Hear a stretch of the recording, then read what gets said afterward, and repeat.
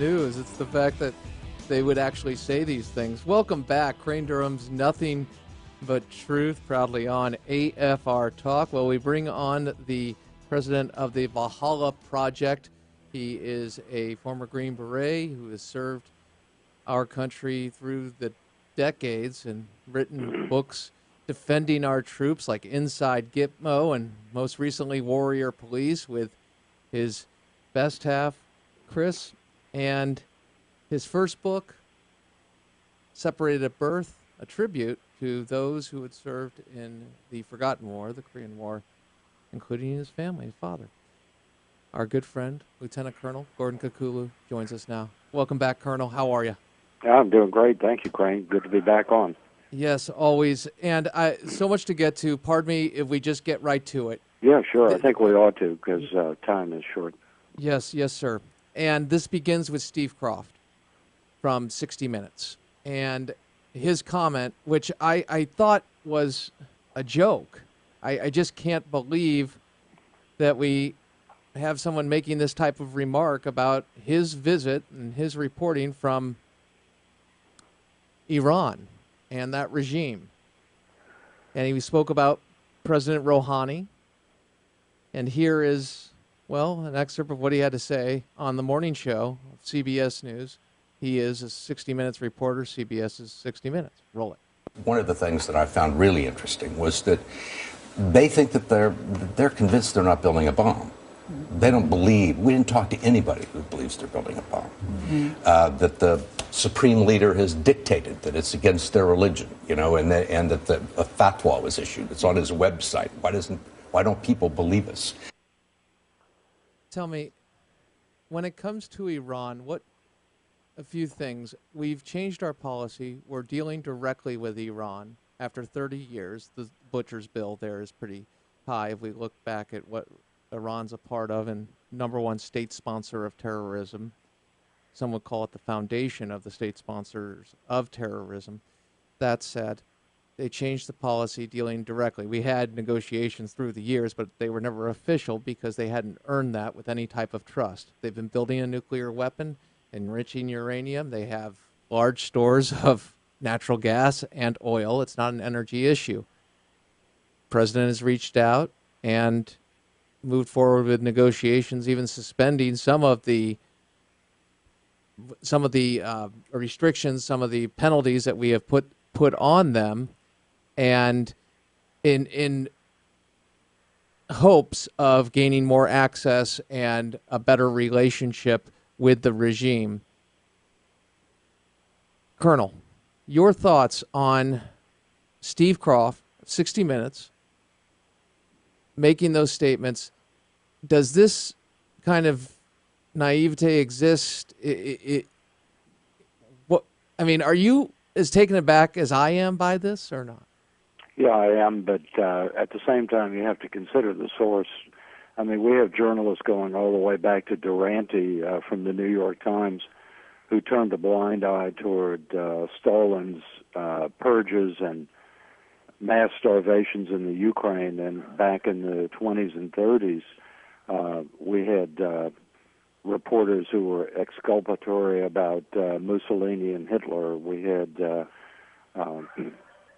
the New York Times telling us that Ho Chi Minh was just really a nationalist. He wasn't really a communist. And I mean, this just seems to be and of course more recently, as the listeners will recall, how many of these reporters went to Baghdad prior to 2003 and came back with glowing reports about how all the people love Saddam Hussein, and no, these torture rooms were just something that the Bush administration made up. It wasn't until after we got in country that we began to discover how horrible they were. It's disappointing to hear and see this kind of reporting, but I guess I've become too old and cynical to believe that it's unusual with this class, because candidly they go to find the story they want to find. How many times have we talked about how reporters have gone to North Korea and come back and just lauded the Kims, thought, oh, they're just wonderful people. And we just see this time and time again. And I don't think anybody should be too terribly shocked by it, but what I think it does show is that it reflects not only the naivete of the journalists, as you pointed out so astutely, but with this administration, I think that this is a mirror image of the administration. I think this is exactly the way they think. That if they're sitting down with someone and they tell them, "Oh no, we're not doing nukes and we're not torturing anybody, and we're not sponsoring state terrorism," that they'll just say, "Oh, good, that's nice. Let's go. Let's all go have a cup of herbal tea or something." And this permeates our so-called leadership at the moment. And of course, the media just, they're just useful idiots, as Lenin described them. They just go along with this. What does history tell us about this? I know you describe yourself as an amateur historian. I would argue that you are more than an amateur, having led trips and written so extensively about history. Tell me, what does history tell us when we have people in this country, and we can just deal with our country, and apologists? You mentioned Durante for Stalin for the New York Times. Tell me, what does it tell us when not only our press feels this way, but we have a portion of the population as well as our own leadership? What are the consequences for this willful blindness to claim? We pay for it in the end. Well, of course, they don't pay for it. Mm-hmm. The soldiers on the front line pay for it. Ultimately, the citizens are going to pay for it. The longer we push these problems to the right, typically, historically, if you will, the greater the consequences become. It's almost a linear equation that you can see throughout history, that the longer you deny it, the longer you postpone taking decisive action, the more serious the consequences become.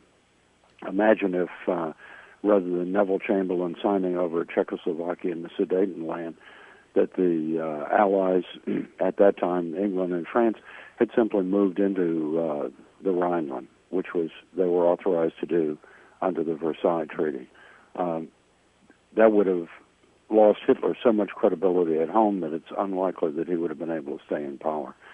How many millions of people would still, would have been alive, would have survived World War II, much less the horrific damage that resulted. Here we're playing with nuclear fire, in the sense that the Iranians have said time and time again, and our listeners know this. I mean, I know you've told them over and over again. The Iranians have made open threats of the destruction of Israel and ultimately the destruction of the United States. And if they have weapons of mass destruction to carry that out, what's to stop them? A Twitter hashtag? That ain't going to work. And in mentioning the Twitter hashtag, why don't we shift to that just for a moment? When you see this type of hashtag activism, putting stuff out, bring our girls home, and then we learn that, no, we didn't put them on a terror watch list, or didn't acknowledge them as a terrorist group, despite the fact the FBI and the CIA recommended that for then Secretary of State Hillary Clinton. When you see these types of failures, they're not a surprise to you. I know that, Colonel. But have you ever seen it to this degree of almost an ad hoc foreign policy? But it goes beyond that, because we've empowered our enemies, like in the case of Egypt, the Muslim Brotherhood. Crane, it picks up the point you mentioned before. It's an adolescent foreign policy. It's the kind of thing you'd expect if you had a bunch of teenagers in the White House and in the State Department. And as far as that goes, in Congress, because you had all those Democrat senators, all female, got together with the "Bring Back Our Girls" hashtag. It's mind-boggling in the sense that they actually think that this symbolism is going to have genuine results.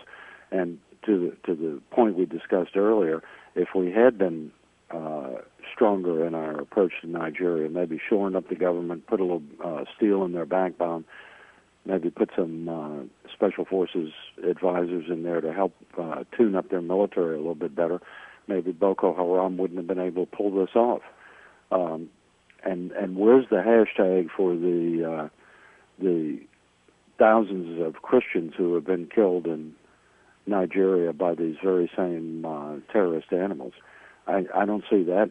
I miss that hashtag, I guess. But this is very selective. It's very puerile, and one has to really look hard at this and say, do we want to continue this kind of leadership after 2014, much less after 2016? I mean, if the American people don't take action in these upcoming two elections, we may not have the option to do so beyond these two elections. I'm going to go a little off track here, but I have to ask. Yeah, we have. I'm sorry. No. You haven't. I have, and I'm going to continue to do so with your permission, because it goes to a point of what you've talked about with this type of foreign policy and the recognition of what actually stops our enemy from progressing or achieving their aims at the destruction of others and free people. Does it take someone who has seen the enemy, seen evil, and had to deal with evil in the sense of recognizing, the reality is these people are brutal killers, they don't share our values? And I bring up John Kerry, for example. Here's a man who served our country. We talked about that, and we went through that during the election, if I'm not mistaken, back in 2004, and Right. recognizing his record. I'm just a civilian, but I respect, obviously, your opinion and what we learned through John O'Neill. That said, how is it that we could have such a blind spot, and what would prevent the blind spot from happening? Because what you just said about, hey, what we could have done with Boko Haram, we know this. I think of the soldiers that are on the front lines right now and on the fronts in the war on Islamofascism that we're fighting. And I think to myself, they certainly know what works and doesn't work, don't they? Oh, absolutely. And even a non-veteran, for example, take Ronald Reagan as president. Mm-hmm. He was a non-veteran, but he was certainly recognized evil. And when he went, he didn't put up some kind of social media thing and say, it would be nice if the Berlin Wall were down. He went and challenged Gorbachev personally on the spot, and then backed it up with an extremely large military buildup, including a buildup in Europe that was designed to put pressure militarily on the Soviet Union, and then added to that the economic pressure, which eventually crushed the Soviet Union. These people, our enemies, anybody's enemies, will recognize only power and action and behavior. And they don't pay any attention to words. Words to them are meaningless except as they're used as a weapon by the other side. And they certainly are not going to be shaking in their boots over some sort of social media hashtag, knowing full well that that's as far as it's going. Nothing's going to happen out of it. There's going to be no consequences out of this for the perpetrators. The Americans may make some, the American leadership may make some minor gesture, but that's as far as it's going to go. And they know that, and they're going to continue. I mean, all this does is enable and empower our enemies. Tell me, if you were to sit with Secretary of State Kerry or someone with a mindset like this. Incidentally, Colonel, I know we're going to go overtime here, and so I'm going to ask you to hang on through the break and do a few minutes after the break. Would you be able to do that with us? Sure. Wonderful. Here's the question, though, and we can get this now. For people, see, I remember going over the former Soviet Union, and when in 93 and 95, and seeing just how destructive those policies were and what that really was. Is it the fact that the people who are making these policies are unaware of the pain that people go through when it comes to terrorism or comes to communism and these types of policies? The idea that you could sit back and have such an ineffectual policy, not recognizing people get beheaded, people are living, they live in a living hell, pardon me. Do they just not recognize the pain and the consequence of the policies that are perpetrated by our enemies? Is there a blind spot to that connection of feeling that pain? Because ostensibly they feel it in other places when people are going through a problem with their health care or anything. At least they speak to it. And obviously advocate for things I wouldn't. But your thoughts? I don't know. That may be the excuse me, the key question of the I'm sorry, the key question of the decade here that you just asked, which is what causes this blind spot, and how can you just simply sit back and knowing that this stuff goes on, and they have access to reports that aren't public, and those reports are even more horrific. I mean, it's not like they're getting some of the sugar-coated stuff, some of the sanitized stuff that we get through the media or other channels. So, the listeners need to be aware that if we hear something's really bad in a place, it's probably 10 or 100 times that bad. And how these people in good conscience, as you say, are able to simply wish it away or somehow think that their milquetoast policies are going to change all this. I don't know. I mean, I hope that at some point in time that they have to face an ultimate judgment on this. Not that it's certainly not mine to give, but for a temporal judgment, I'd say that it's a level of cruelty that is almost incomprehensible to me. On the flip side, going to ask you about Benghazi and the Veterans Administration wait list scandal, as it's been called. You bet. Yeah, and that is with our good friend, Lieutenant Colonel Gordon Cucullu, who stays with us. Then we have Seton Motley a little bit later. Crane Durham's Nothing But Truth, AFR Talk.